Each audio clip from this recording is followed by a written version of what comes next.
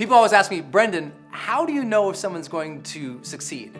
You know, are there like components to achievement that you're looking for? How do you know if one of your clients or those that you lead or even yourself, if you're going to do a good job, if there's real achievement going to happen and you know if someone's going to get progress towards something? I mean, what are the building blocks of achievement? Well, I don't think I'm the first person to take a shot at this. I think over a period of time, this is the entire self-help, personal development, professional development, continuing education market is all about that simple question. What can we do to have more success and achievement in our lives? And I've learned from so many of the greats out there. I'm a product of this industry more than anything else. You know, I'm one of its worst students, but I try really hard, right? So it's like, what is it? What's it take to succeed? Well, I'm not the first person to say it, but you know, the number one first thing we have to achieve anything is desire. We have to want it. Les Brown used to say, you have to be hungry, you know? You have to be hungry to succeed. You have to have a deep desire to move the needle of your life forward. You have to have a desire for a dream, for a mission, for a cause, for something that you believe in that is pulling you forward because you care about it so much. And a lot of people say, well, Brendon, I don't care about anything. I'm like, oh, is there a worse place to be in life when you just have desire for nothing? Isn't that ultimately where we fall into suffering or depression or loneliness, or we fall into the negative lights of the world, those darker shades of experience of life. And it's not by accident. We all feel like people who say I have no desire, Brendon, as if they're a victim. Can you believe it? It's like they act like it's the fault of the world. Well, nobody gave me any desire for anything. No, look, maturity and enlightenment in life demands we decide, who do we want to be in life? What is it we want our life to stand for? What is it we desire to go after? And some people say, well, I just don't know, Brendon. And they say, well, I don't have any vision for my life, Brendon, so I don't have that desire. Well, yeah, guess what? You're never going to have any vision for your life unless you go see something. Right? If you've never seen the world, it's hard to have a vision for yourself. You have to get outside of your house, get away from the damn computer, right? Go into the world and say, what's this about? What are people that are doing? To have vision for yourself, sometimes you have to experience a bunch of different things to know what you really care for, to sample different things to say, oh, this is what I like. Oh, that's what I want. You might not always know it. No one wakes up in the morning and knows exactly, like someday you just wake up in your life and like, oh, this is what I desire of life.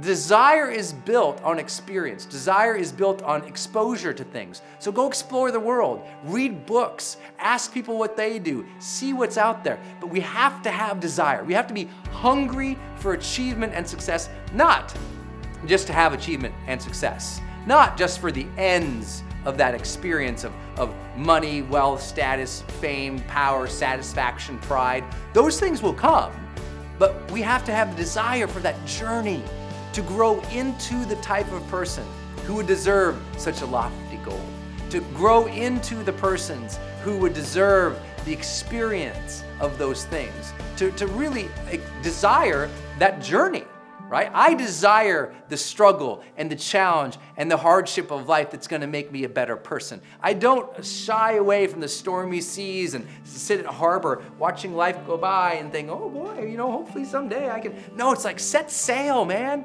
Have a desire to reach a new destination. If you can't do it for yourself, cultivate desire to serve, desire to give something extraordinary to the people around you, to take care of your family, to reach you and your family up to another level of joy and significance and feeling and just frankly abundance in your life. It's not about having desire to gain wealth, but maybe that is true. And there's nothing wrong with desire for wealth. People, make that such a bad thing these days. Desire for wealth does not necessarily mean greed. They're two different things. Desire for wealth. I desire the wealth of health. I desire the wealth of meaningful relationships. I desire all the riches of those softer sides of life. Love, compassion, kindness, connection, contribution, consciousness. I desire those things. And once you have desire for something, you will work for it, right? Determination will only come if you have desire.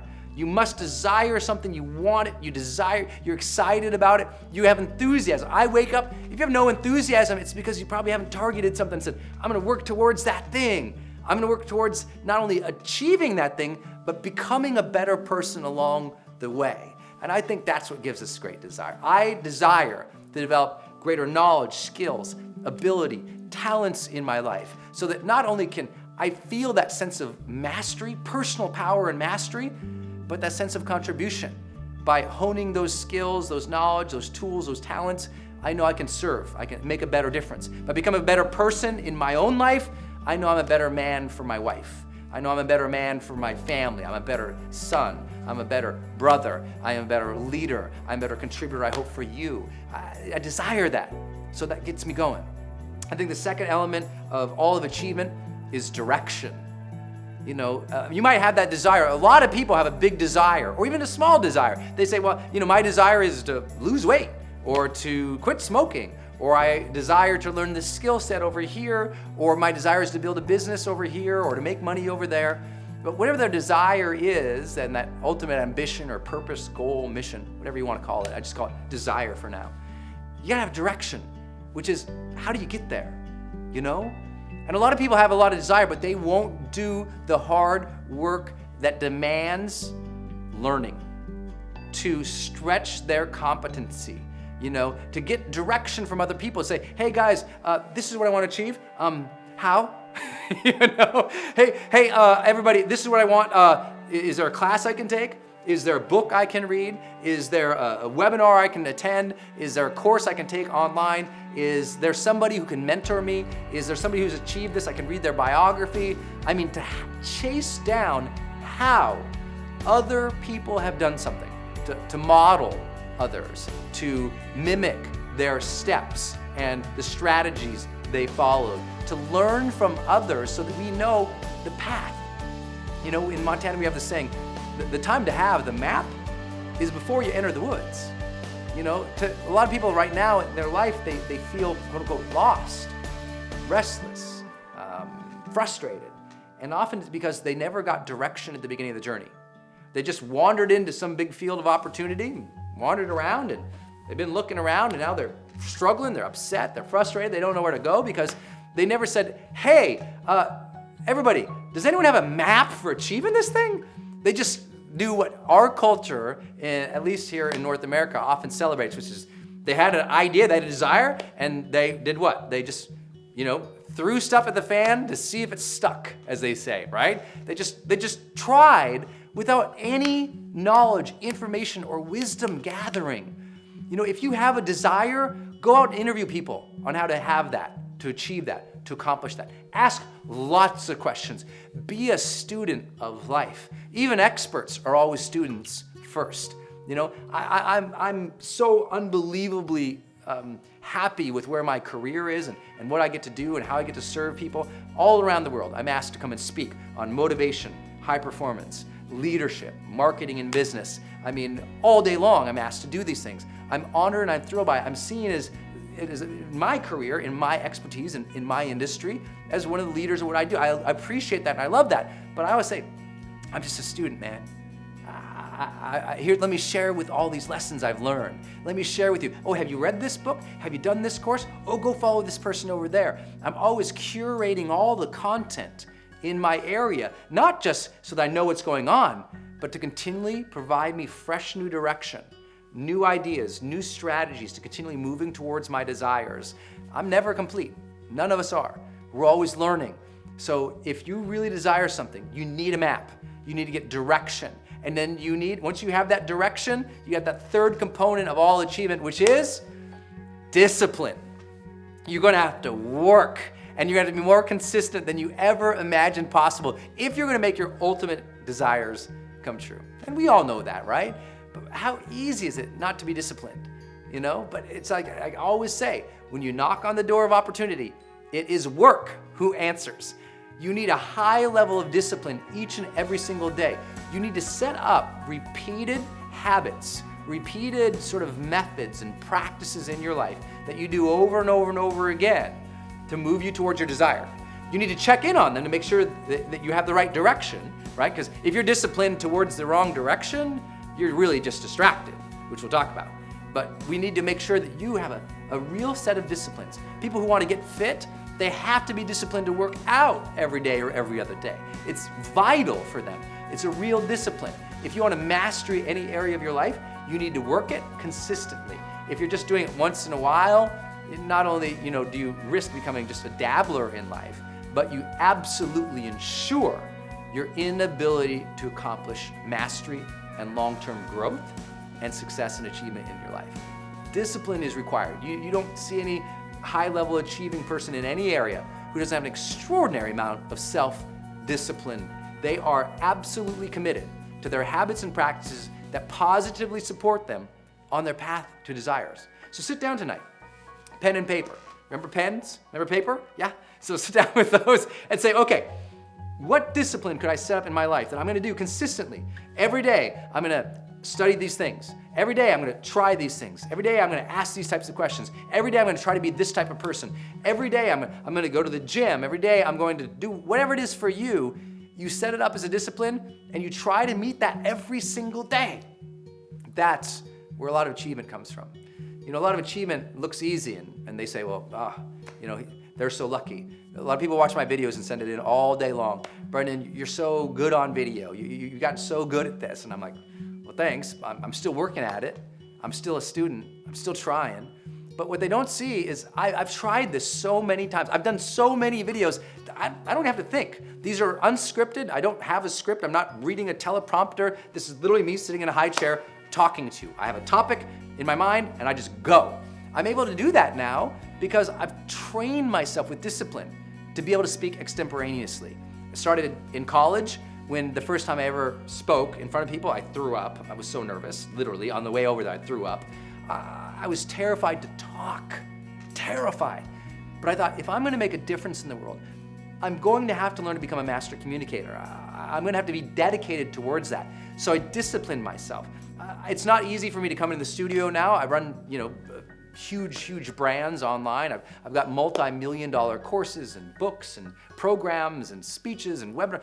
My business, it demands a lot. It's not easy for me to do these videos anymore, but I love them. And I've disciplined myself. I said, nope, we're gonna do videos. And I clear the schedule, I come in. I can do this now because I've trained myself. I've disciplined to do so many videos. My first, many of you will say this video sucks too, but that's okay. Some of you will tell me, I keep getting those hashtag douchebags, but I get a lot of those.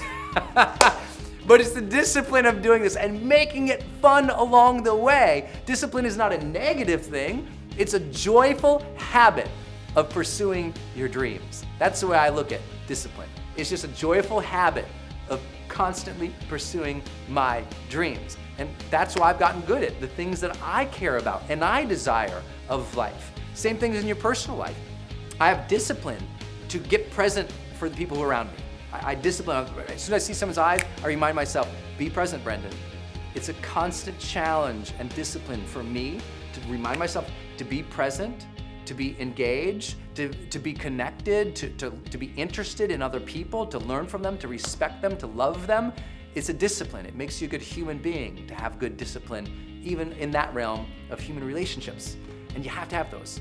The last piece, and it does require a lot of discipline too, the last component I would say that are critical to be able to predict if you will succeed, if other people will succeed. It's so simple. It is absolutely powerful that you must have distraction radar. You must be fantastic about managing distraction because everything is going to get in your way, but you got this desire, everything will conspire often to get in your way. Other people will give you their agenda and their emergencies and their needs. The world will throw up this emergency, this challenge, this problem. The world will toss in front of you 50 new blue links, 300 new emails, 1,000 new posts to read. There's so much that you could be consumed by. Your job is to have that desire. Your job is to have direction of how to get there. Your job is to have discipline in working towards it, and so much of commitment today means minimizing and removing distraction. Get rid of it. You don't need to watch all those television shows. You really don't. Miss just 2 or 3 or 4 of them. You're not gonna wake up one day and go, you're not gonna freak out. It's not gonna be a horrible withdrawal. Stop watching so much television if you do. But most of us are distracted 3, 4, 5 hours a day, really. I mean, the average American watches 4 hours of television a day. 4 hours of television a day over the course of the average adult American life span, that's somewhere around 13 years of their life, 24/7 in front of a television. You think about that. They lost over a decade of their life. I mean, at an average salary, they've lost near $1 million of potential earning power. But even if it's not about money, I mean, think about the reality that they lost 13 years of life, of exploring new places, of learning new languages and talents and skills, of giving, of creating, of being with their loved ones, of mentoring their children. For what? For 4 hours of distraction of television? And maybe, television isn't your drug, but for a lot of people, their drug, it's the computer. I call it browser blackout. They start watching this thing, and they watch that thing, they watch that thing, they watch that thing. And I know it's dangerous, me telling you this, because maybe this is your distraction for the day. I get it. But I hope that if you're watching me, it becomes a purposeful habit to grow your mind, to refire your motivation, to keep yourself on path in life. Choose to watch me. Don't just randomly bump into me. Even if you randomly bumped into me today, you get this choice. Do I subscribe? Do I not? I hope you do, but if you don't, no sweat. I want you to stay disciplined on your path of learning. And I want not to be a distraction, but to be somebody who's empowering people with better direction, to refire their desire, to re-aim who they are and what they're about. So you have to choose. You have to consume the right things that are going to support you on your path to success. If you'll do that, untold, you get a decade of your life back. A decade. Just removing 4 hours of distraction. How do you do that? You wake up in the morning and say, what do I desire? Today, what is my direction? What am I gonna do? Today, how am I gonna be disciplined? Today, what distractions can I remove from my life? And that's when you start feeling like you're getting progress in life, That's when you start feeling like, wow, I'm knocking off these steps to get towards my ideal. That's when you start to feel like you're really moving forward in life. Life becomes more energized and engaged. You're more enthusiastic for tomorrow because you control your destiny. You know what you're after. And internally, you feel such a magnificent spark and fire each and every single day. That's how we experience the charged life.